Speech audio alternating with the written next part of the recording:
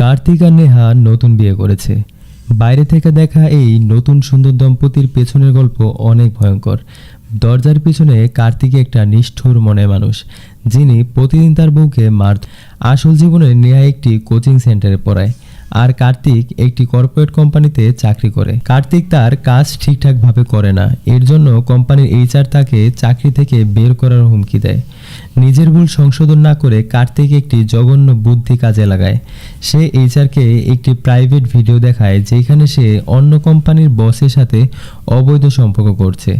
তাকে হুমকি দেয়, যদি তাকে চাকরি থেকে বের করে তাহলে এই ভিডিও সব দিকে ছড়িয়ে দেবে।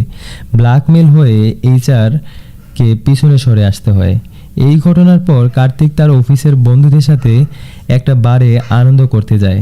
ওইখানে মদের নেশা আর হাসি ঠাট্টার মধ্যে ওর একটা বন্ধু কার্তিকের বউ নেহাকে নিয়ে কিছু উল্টোপাল্টা কথা বলে।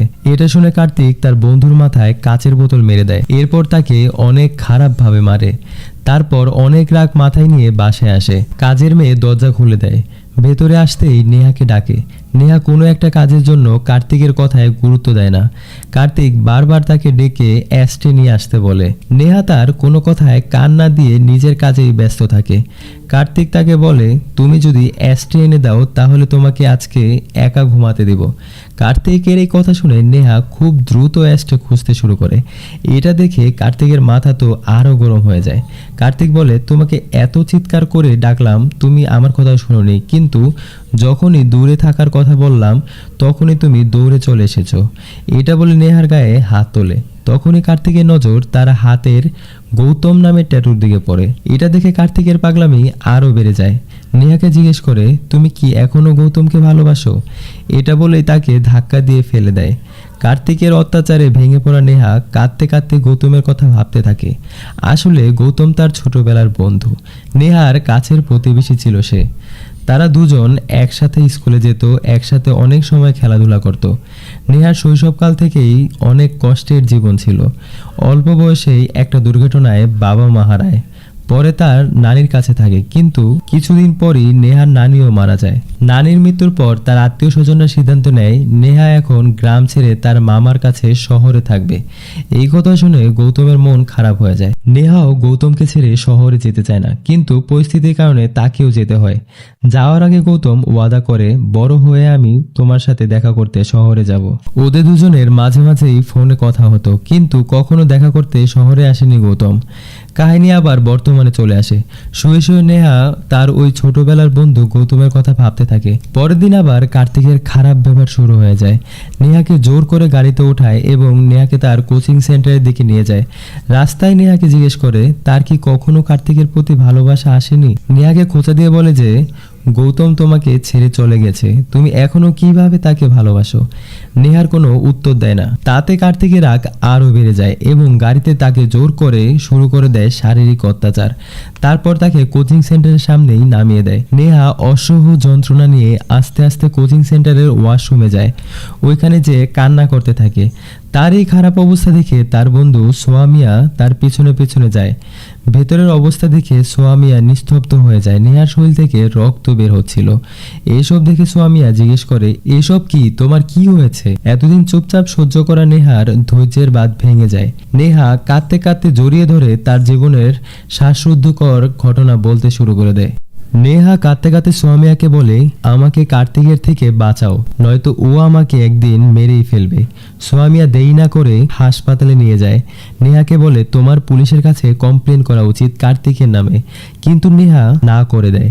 আর কান্না করতে করতে বলে, কার্তিক কোনো অপরিচিত মানুষ না, আসলে ও আমার আপন মামার ছেলে। নেহার বিয়ে ওই ঘরেই হয় যেই ঘরে ওর মামা মাথা গোজার ঠাঁই দিয়েছিল। যদি কার্তিক জেলে যায় তাহলে মামা জীবিত থাকা সত্ত্বেও মরে যাবে। মামাকে আমি এত বড় কষ্ট দিতে পারবো না। হাসপাতাল থেকে ওষুধ নিয়ে নেহা বাসায় আসে, কিন্তু নির্দয় কার্তিকের মনে নেহার প্রতি কোনো মায়াই আসে না। সে আবার নেহার কাছে যাওয়ার চেষ্টা করে। নেহা এবার কড়া জবাব দেয়, তুমি যদি আজকে আমার গায়ে হাত দাও তাহলে আমি আমার জীবন দিয়ে দেব। এই কথা শুনে কার্তিক কিছু সময় দাঁড়ায়, কিন্তু ওর চেহারায় কোনো অনুশোচনা দেখা যায় না। ও একটা শয়তানি হাসি দিয়ে রুম থেকে বের হয়ে যায়। পরের দিন সোয়ামিয়া তাদের এই সম্পর্কের কথা জিজ্ঞেস করে। তারপর নেহা তার এই জীবনের কালো অতীত সম্পর্কে বলতে শুরু করে।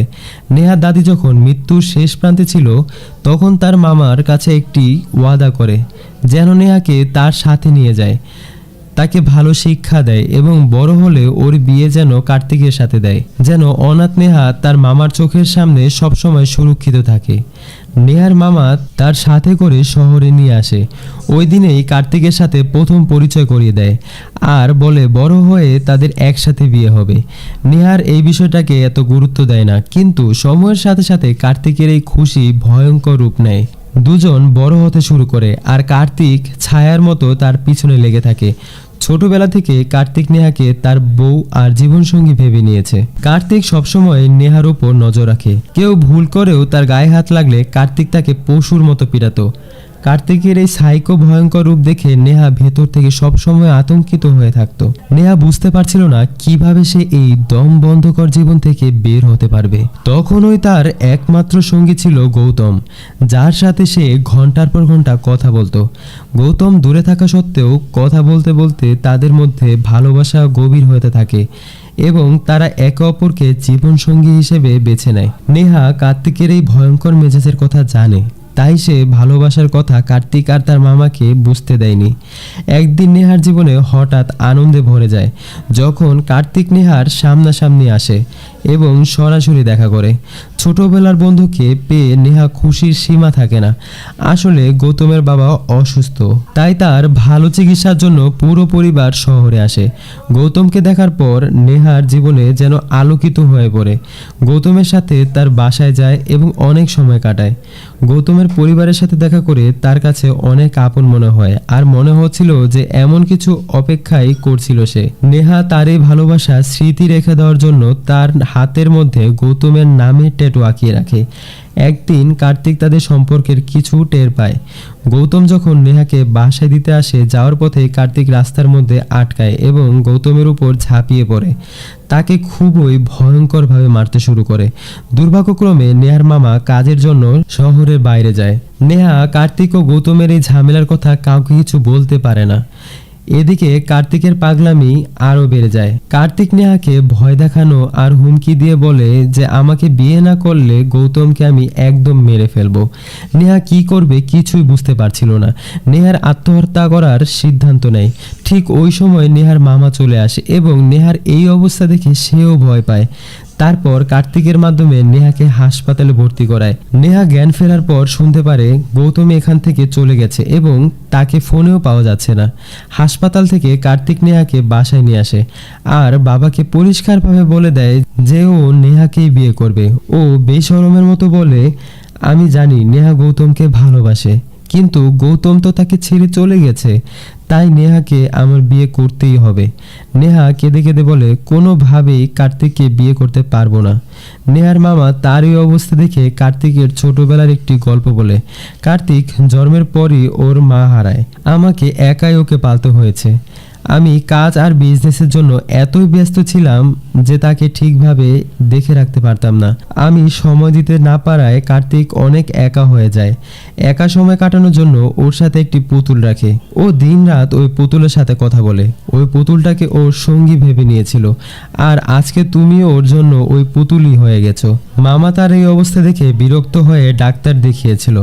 ডাক্তার তাকে পরামর্শ দিয়েছে কার্তিককে আটকে না রেখে খোলা পরিবেশে রাখার জন্য। তার মামা চেষ্টাও করে, কার্তিককে বাইরে খেলতে পাঠায়, কিন্তু তার ফল সবসময় খারাপই হয়। কখনো বাচ্চাদের বিরক্ত করত, আবার কখনো তাদের সাথে মারামারি করে আসতো। তার বাবা বুঝতেই পারছিল না যে এই পাগলামির কি করা যায়, কিন্তু যখন অনাথ নেহাকে বাসায় আনে তারপর থেকে কার্তিকের মধ্যে পরিবর্তন আসতে শুরু করে। প্লাস্টিকের পুতুলকে সরিয়ে রাখে আর নেহার সাথে ভালো সময় কাটাতে থাকে। এইটা থেকে কার্তিকের বাবার মনে হলো যদি তাদের বিয়ে হয় তাহলে কার্তিক ঠিক হয়ে যাবে আর তার রাগও ভালো হয়ে যাবে। এই ভেবে উনি কার্তিকের সাথে নেহার বিয়ের প্রস্তাব রাখে, কিন্তু একটা মানসিক অসুস্থ মানুষ বিয়ে করার জন্য নেহা কখনো কোনোভাবেই রাজি হয়নি। আর তখনই কার্তিক আসে আর ওর চোখের ভয়ঙ্কর রাগ দেখা যায়। কার্তিক চিৎকার করে বলে যদি নেহার সাথে ওর বিয়ে না হয় তাহলে ওর জীবন দিয়ে দিবে, নয়তো নেহাকে মেরে ফেলবে। নেহার দিকে তাকিয়ে বলে, তুমি যদি আমাকে বিয়ে না করো আমি তোমার মামাকে মেরে ফেলবো। এই কথা ভেবে নেহা অনেক ভেঙে পড়ে। যেই মামা তাকে অনাথ অবস্থায় ঠাঁই দিয়েছিল, তার জীবন বাঁচানোর জন্য নেহার বিয়ে করা ছাড়া আর কোনো রাস্তা ছিল না। অনেক অসহায় হয়ে নেহা বিয়ের জন্য রাজি হয়ে যায়। তারপর থেকে নেহা এমন একটা বন্ধনে আবদ্ধ হয় যা তার জন্য জাহান্নাম থেকে কম ছিল না। তারপর থেকেই নেহা তিলে তিলে একটি অস্বস্তিকর পরিবেশের মধ্যে জীবন কাটাচ্ছিল। কাহিনী আবার বর্তমানে আসে। রাতে কার্তিক আবার হিংস্র পশুর মতো আচরণ শুরু করে, নেহার সাথে জোর জবরদস্তি করতে শুরু করে। নেহা তার সব শক্তি দেখিয়ে কার্তিককে ধাক্কা দেয় আর বলে, তুমি যদি আমার শরীরে হাত দাও তাহলে আমি নিজেকে শেষ করে ফেলবো। কার্তিক একটি অদ্ভুত হাসি দিয়ে তার হাতে থাকা পেট্রোলের বোতল আর আগে থেকেই সংগ্রহ করা কিছু কাঠের টুকরোর মধ্যে পেট্রোল ঢালতে শুরু করে আর বলে, তুমি যদি এখনই আমাকে আই লাভ ইউ না বলো তাহলে আমি ম্যাচ লাইটের আগুন দিয়ে নিজেকে পুড়িয়ে ফেলবো। কার্তিকের এই পাগলামি দেখে নেহা তো অনেক ভয় পেয়ে যায় আর ইচ্ছার বিরুদ্ধেই তাকে আই লাভ ইউ বলে ফেলে। ওই সময় নেহার মনের মধ্যে কার্তিকের প্রতি ঘৃণা আরও বাড়তে থাকে। রাতে যখন কার্তিক ঘুমাচ্ছিল তখন নেহা সিদ্ধান্ত নেয় সে আর এখানে থাকবে না। কোনো রকম ব্যাগ গুছিয়ে তাড়াতাড়ি ওইখান থেকে পালিয়ে যায়। কার্তিকের ঘুম ভাঙলো, নেহাকে খোঁজা শুরু করলো, কিন্তু ঘরের কোথাও নেহাকে পাওয়া যাচ্ছিল না। কার্তিক একদম দিশেহারা হয়ে পড়ে। নেহাকে ফোন দেয় কিন্তু তার ফোন সুইচ অফ ছিল। কার্তিক হিংস্র পাগলের মতো তাকে খুঁজতে থাকে। নেহার স্কুলে যায় আর নেহার বন্ধু সোয়ামিয়ার কাছে যায়। সোয়ামিয়া ক্লাস করছিল, পুরো ক্লাসে শিক্ষার্থী ছিল। তাদের সামনেই তাকে চিৎকার করে জিজ্ঞেস করে আর সোয়ামীকে মারার হুমকি দেয়। এসব দেখে শিক্ষার্থীরা ভিডিও করছিল। সোয়ামিয়া বলে, আমি কিছুই জানি না। কার্তিক পুরোপুরি ভারসাম্যহীন হয়ে যায় আর ওইখান থেকে বাসায় চলে আসে আর নেশায় ডুবে যায়। তখনই তার বাসায় কাজের মেয়ে দীপ্তি আসে। অতিরিক্ত নেশা করায় কাজের মেয়ে দীপ্তির চেহারায়ও নেহাকেই দেখতে পায় আর দীপ্তির সাথেও জোর জবরদস্তি করতে শুরু করে। শুরুতে দীপ্তি আটকানোর চেষ্টা করলেও কিন্তু পরে তাকে আর কিছু বলে না। কিন্তু পরের দিন আবার তাকে অনেক মারধর শুরু করে। কার্তিক বুঝতে পারছিল না নেহা কোথায় গেছে এবং এখন কি করছে। এই ভেবে ঘরের জিনিসপত্র ভাঙচুর করতে থাকে। হঠাৎ তার ওই ছোটবেলার পুতুলটাকে দেখতে পায়, যার সাথে ছোটবেলা নেহাকে পাওয়ার আগে খেলতো আর কথা বলতো। তার মানসিক সমস্যার কারণে আবার ওই পুতুলটার সাথে কথা বলতে শুরু করে আর তখনই নেহা আসে। কার্তিক নেহাকে দেখে তার আনন্দের ঠিকানা থাকে না, কিন্তু নেহার চেহারায় রাগ স্পষ্ট বোঝাচ্ছিল। নেহা বলে, তুমি বাঁচো বা মরো তাতে আমার কিচ্ছু যায় আসে না, আমি তোমার সাথে আর এক মুহূর্তও থাকবো না। কার্তিকের রাগ বাড়তে থাকে। তার রাগের মধ্যেই মরিচ ছিটিয়ে বলে, আমি শুধু গৌতমকেই ভালোবাসি, সবসময় তাকেই ভালোবাসবো। গৌতমের নাম শুনেই কার্তিকের মাথায় রক্ত উঠে যায়। ওর পাগলামি কোনো সীমা থাকে না। কাছে থাকা ভারী বোতল হাতে নেয় এবং সব শক্তি দিয়ে নেহার মাথায় আঘাত করে। নেহা রক্তাক্ত অবস্থায় ওইখানেই অজ্ঞান হয়ে যায় আর তা দেখেই কার্তিক অতিরিক্ত নেশার জন্য অজ্ঞান হয়ে যায়। কার্তিকের ঘরে ভাঙচুর আর চিৎকারের শব্দ শুনে প্রতিবেশীরা ভয়ে পুলিশকে ডাকে। পুলিশ যখন দরজা ভাঙে আর ঘরে ঢুকে তখন কার্তিকের জ্ঞান ফেরে। থানায় নিয়ে গেলে কার্তিক বারবার একই কথা বলছিল, আমি নেহাকে মারিনি। কিন্তু রহস্যজনক বিষয় হচ্ছে নেহা ওই ঘরে কোথাও খুঁজে পাওয়া যাচ্ছিল না। কেউই বুঝতে পারছিল না আসলে নেহা কোথায় আছে এবং তার সাথে কি ঘটেছিল। থানায় জিজ্ঞাসাবাদের সময় নেহার একটি ছবি দেখে। সাইকো কার্তিক ওই ছবিটা দেখে চাটা শুরু করে। পুলিশ রাগ করে ছবিটার অর্ধেক ছিঁড়ে ফেলে। তারপর কার্তিকের মাথায় একেবারে নষ্ট হয়ে যায়। থানায় থাকা পুলিশদের মারতে শুরু করে এবং কি এই কেসের দায়িত্বরত পুলিশ প্রিয়াঙ্কার গায়েও হাত তোলে। কার্তিকের এই কথা কোর্ট শুনে আর তাকে কোনো সাজা না দিয়ে তাকে পাগলাগারদে পাঠানোর সিদ্ধান্ত দেয়। 6 মাস পাগলদের জেলে থাকার পর একদিন সেই অফিসার প্রিয়াঙ্কাকে দেখে। প্রিয়াঙ্কা তাকে দেখতে গিয়েছিল। প্রিয়াঙ্কা দেখার পর কার্তিকের চোখে মুখে আবার ওই হিংস্র পাগলাটে স্বভাব দেখা যায় আর বারবার বলছিল, আমি নেহাকে হত্যা করিনি। প্রিয়াঙ্কা কার্তিককে বলে, তুমি নেহাকে মারোনি, নেহা এখনো পুরোপুরি জীবিত আছে আর এখন গৌতমের সাথে সুন্দর জীবন কাটাচ্ছে। প্রিয়াঙ্কা তাকে সবকিছু খুলে বলে। নেহা আর গৌতম অনেক ভালো বন্ধু ও তারা একে অপরকে অনেক ভালোবাসে আর এটা আমি জানতাম। পুলিশ ট্রেনিং এর জন্য আমাকে শহর ছেড়ে যেতে হয়। ট্রেনিং শেষ করে জানতে পারি তোমার সাথে নেহার বিয়ে হয়ে গেছে। গৌতম আমাকে কল দিয়ে বলে আমি নেহার সাথে দেখা করতে চাই। গৌতম আর নেহা একসাথে দেখা করে। নেহা গৌতমকে দেখে কান্না করে জড়িয়ে ধরে। গৌতম তার বাবার চিকিৎসা শেষ করে এসে শুনে যে নেহার বিয়ে হয়ে গেছে। নেহা কার্তিকের সাথে ভালো আছে কি না সেটা জানার জন্যই গৌতম তার সাথে দেখা করতে এসেছে। নেহা বলে, কার্তিক একটা সাইকো, আমি তার সাথে মোটেও ভালো নেই। আর এই বলেই নেহার কান্না থামছিলই না। নেহা বলে, আমি কার্তিককে অনেক আগে ছেড়ে দিতাম। মামা আর তোমার কোনো ক্ষতি করে ফেলবে এই ভয়ে আমি এতদিন সহ্য করে গেছি, কিন্তু এখন আর